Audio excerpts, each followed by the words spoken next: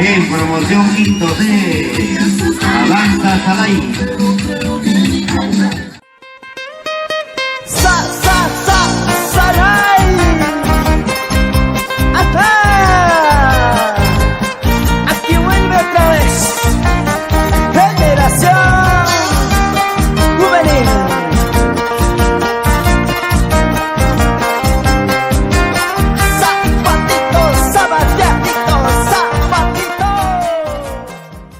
Las plantas son seres vivos. Hay miles de especies diferentes de plantas. Entre ellas puede haber grandes diferencias, pero lo que todas comparten en común es que no se desplazan y son capaces de fabricar su propio alimento gracias a la fotosíntesis. Las plantas, al igual que todos los seres vivos, cumplen las funciones vitales, es decir, nacen, crecen, se relacionan, se reproducen y mueren. En este vídeo vamos a aprender las partes de las plantas y su reproducción. ¿Preparados para convertiros en unos expertos botánicos? Pues comencemos.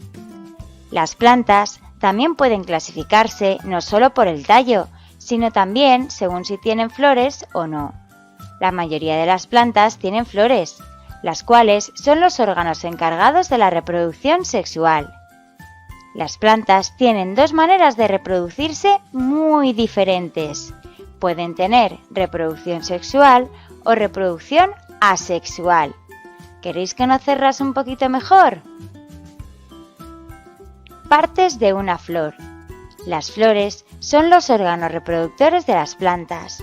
Estas tienen una parte femenina y otra masculina. Es muy importante conocer las distintas partes de una flor y qué funciones realiza cada una de ellas en la reproducción. ¡Vamos a conocerlas! Los órganos reproductores de una flor son los estambres y el pistilo. Los estambres son la parte masculina de la flor. Dentro se producen y se almacenan los granos de polen, que es donde se encuentran las células reproductoras. En el pistilo están las células reproductoras femeninas y en su interior se encuentran los óvulos. Los estambres y los pistilos están rodeados por la corola y el cáliz. La corola es el conjunto de hojas de colores vistosos y el cáliz el conjunto de sépalos, que son unas hojas pequeñas de color verde. La reproducción sexual de las plantas con flores. Para que se pueda llevar a cabo la reproducción sexual de las plantas con flores, es necesario que los granos de polen producidos en los estambres de una flor lleguen hasta el pistilo de otra flor, es decir, se requiere la unión de una célula sexual masculina con una de una femenina. Este proceso se llama polinización. El proceso es el siguiente. El grano de polen, que es la célula sexual masculina de una flor, llega al pistilo de otra flor, transportado ya sea por insectos, los cuales acuden a las flores para alimentarse de su néctar y despegar los granos de polen en otras flores, como por el viento. En este caso, las plantas producen mucho polen y es el viento quien se encarga de transportarlo. Algunos animales, como estas abejas, son importantísimos para que ocurra la polinización. Las abejas, como siempre están volando de flor en flor, transportan muchos granos de polen pegados a sus cuerpos y eso ayuda muchísimo a la polinización, es decir, a la reproducción sexual de las plantas. Y a cambio, los animales necesitan de las plantas para alimentarse. Tras la polinización, el siguiente paso es la formación de las semillas y el fruto. El grano de polen, después de llegar al pistilo de la flor, se une con el óvulo, la célula sexual femenina. Cuando pasa el tiempo, esta unión de células produce una semilla de la que saldrá una nueva planta. Este proceso se llama fecundación. En su interior se encuentra una planta en miniatura, un embrión, es decir, una planta muy chiquitita que ha empezado a formarse y poco a poco irá creciendo, formando una gran variedad de frutos, como las manzanas, las frambuesas o las cerezas. ¡Qué ricas!, ¿verdad? Las semillas caen a la tierra de diversas maneras y cuando las condiciones de humedad son las adecuadas, se produce la germinación, que con el tiempo dará lugar a una planta nueva, donde irá creciendo su propia raíz y unas hojas formadas para realizar la función de nutrición por su cuenta y crecer convirtiéndose poco a poco en una planta adulta. El amor que me prometiste solo fue una mentira. Recuerdo bien aquel día cuando te vi con otro amor. Que más me has olvidado, nunca me amaste de verdad.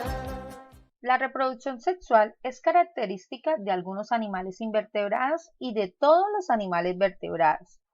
En la reproducción sexual intervienen dos organismos de la misma especie, pero de sexo contrario, el macho y la hembra. Cada individuo aporta una célula reproductora o gameta. La hembra produce lo que son óvulos y el macho produce lo que son espermatozoides. Los animales que se reproducen sexualmente emplean diferentes tácticas para buscar pareja. Por ejemplo, producen olores característicos, emiten sonido y luchan entre los machos de una misma especie, entre otros. Este tipo de reproducción tiene dos etapas: la reproducción de gametos, que son células sexuales femeninas llamadas óvulos, y masculinas llamadas espermatozoides. Ambas células contienen la información con las características de los progenitores y una vez se unen, esta información es heredada por los descendientes. Continuamos con lo que es la fecundación. Es la unión de los gametos masculinos y femeninos. Una vez ocurre, empieza la formación del nuevo organismo en un periodo denominado gestación. Durante esta etapa, el descendiente o hijo se desarrolla en un medio líquido dentro de un huevo o en el vientre de la madre. En los animales, el periodo de gestación varía de una especie a otra. Vamos entonces a hablar sobre cuáles son las clases de fecundación. Según el lugar donde sucede la fecundación, pueden existir dos aspectos: la fecundación interna y la fecundación externa. Vamos entonces a hablar de cada uno de ellos. La fecundación externa es aquella en la que la unión del óvulo y del espermatozoide ocurre fuera del cuerpo de la hembra. En este tipo de fecundación, el macho y la hembra producen gran cantidad de gametos, debido a que pueden perderse u otros animales pueden comérselo. La fecundación externa ocurre dentro del agua, para que los gametos se desplacen fácilmente. Los animales que realizan fecundación externa son los peces, los anfibios y algunos reptiles. En los peces, la hembra deposita los óvulos en el agua y el macho libera sobre todos estos los espermatozoides. Los anfibios, como la rana y la salamandra, también tienen fecundación externa. Una desventaja de este tipo de fecundación es que muchos huevos son devorados por depredadores.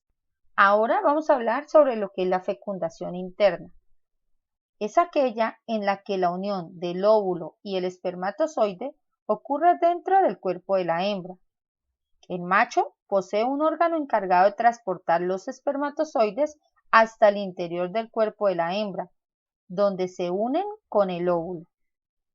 En esta forma de fecundación, la cantidad de gametos producidos es menor, ya que el procedimiento es más seguro. Sin embargo, el macho produce más gametos que la hembra. Los animales que realizan fecundación interna son la mayoría de los insectos, los reptiles, las aves y los mamíferos. El óvulo fecundado puede originar un huevo si son ovíparos o desarrollarse al interior del vientre materno si son vivíparos. Vamos a hablar sobre lo que es la partenogénesis. Es el proceso mediante el cual el óvulo se encarga de formar un individuo completo sin la participación de los espermatozoides. Esta forma de reproducción da origen a hembras en el caso de las hormigas, los insectos palo y los pulgones de las plantas, mientras que en las abejas dan origen a los machos llamados zánganos. Continuamos con el desarrollo. Una vez ocurre la fecundación, el óvulo se transforma en cigoto, una célula que contiene la información de los progenitores. El cigoto se divide hasta formar el embrión, en el que empiezan a diferenciar los órganos. En los animales, los embriones necesitan un medio líquido para crecer. De acuerdo con la forma en la que se desarrollen, se clasifican en ovíparos, ovovivíparos o vivíparos. Vamos entonces a ir hablando sobre cada uno. Animales ovíparos. Una vez es fecundado el óvulo, este se transforma en un huevo que la hembra expulsa de su cuerpo. El huevo contiene las sustancias nutritivas necesarias para alimentar al embrión y una cáscara protectora. Las aves y la mayoría de los reptiles e insectos son ovíparos. Animales ovovivíparos. Luego de ser fecundado el óvulo, forma un huevo que permanece dentro del cuerpo de la hembra. El embrión se alimenta de las sustancias de reserva que contiene el huevo y el cuerpo materno le brinda la protección necesaria. Los tiburones, algunas serpientes y los escorpiones son ovovivíparos. Animales vivíparos.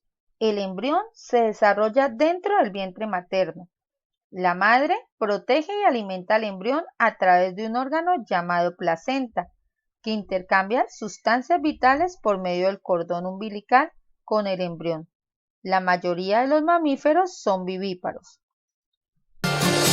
Poderoso, invencible, admirable, grande, fuerte, Dios, Rey de Reyes, asombroso, incomparable. Eres increíble.